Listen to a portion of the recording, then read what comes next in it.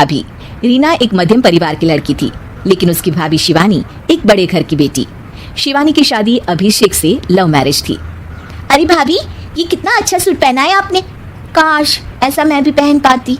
अरे क्यों नहीं रीना, वैसे भी तुम्हारा और मेरा नाम तो एक ही है, जब मन करे पहन लेना। भाभी, आपको आपके पापा ने कितने अच्छे कपड़े गहने दिए हैं।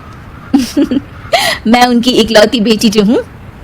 बेटी तो मैं भी इकलौती हूँ, लेकिन क्या करे, पापा है नहीं, पता नहीं कैसे होगी मेरी शादी। तभी वहाँ शिवानी की सास आ जाती है। अरे क्यों नहीं करेगा भाई तेरी शादी धूमधाम से, आखिर जिम्मेदारी है तो उसकी। और वो दिन भी आ जाता है जब रीना की शादी तय हो जाती है। अभिषेक, क्या हुआ? आप इतने परेशान तो कभी नहीं दिखे, कोई बात है तो बताइए मुझे। अरे शिवानी, वैसे तो शादी का सारा इंतजाम हो गया है, लेकिन गहनों का रेट तो आसमान छू रहा है। कैसे क्या करूं, कुछ समझ में ही नहीं आ रहा। थोड़ी देर में शिवानी अपने पूरे गहने अभिषेक के सामने रख देती है। ये लीजिए, गहनों का इंतजाम भी हो गया। अरे नहीं नहीं शिवानी, मैं ये गहने किसी हालत में भी नहीं ले सकता, ये तुम्हारे पिता ने तुम्हें दिया था और तुम हो कि। तभी वहाँ सास आ जाती है। अरे तो क्या हुआ, इसकी तो हो गई ना शादी, अब किसे दिखाने हैं इसने गहने। सास गहनों का डिब्बा शिवानी के हाथ से लेकर वहाँ से चली जाती है। रीना की शादी धूमधाम से होती है और अब वो बड़े घर की बहू बन जाती है।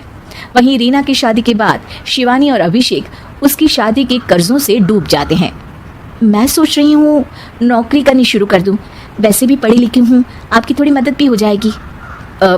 वैसे शिवानी कुछ दिन कर लो तो अच्छा ही होगा, क्योंकि ज़रूरत भी है। अब शिवानी भी नौकरी करने लगती है और घर खर्चे में अभिषेक का हाथ बटाती है।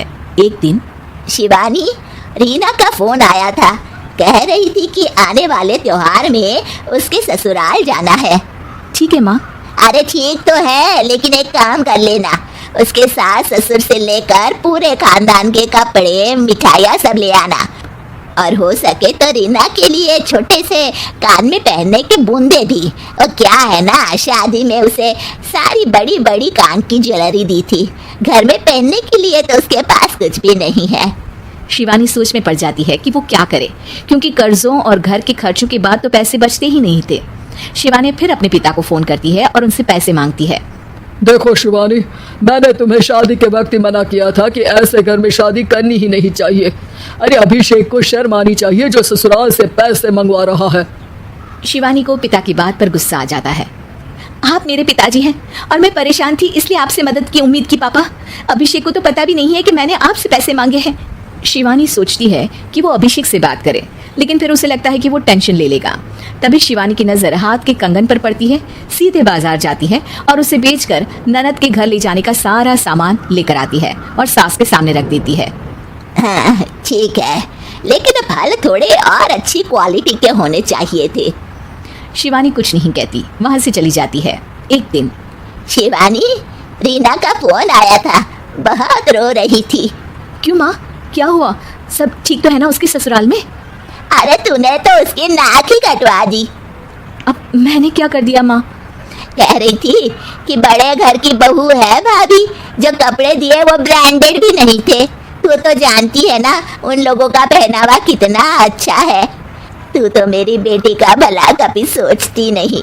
हाय भगवान, अरे बड़े घर की बहू है, इसी बात की जलन है ना तुझे, लेकिन याद रख मेरी बेटी का सोचने के लिए भगवान है, तुम लोग कभी उसका बुरा नहीं कर पाओगे।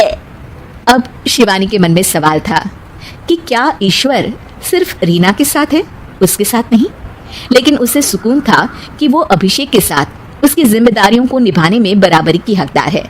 शिवानी वहां से चली जाती है।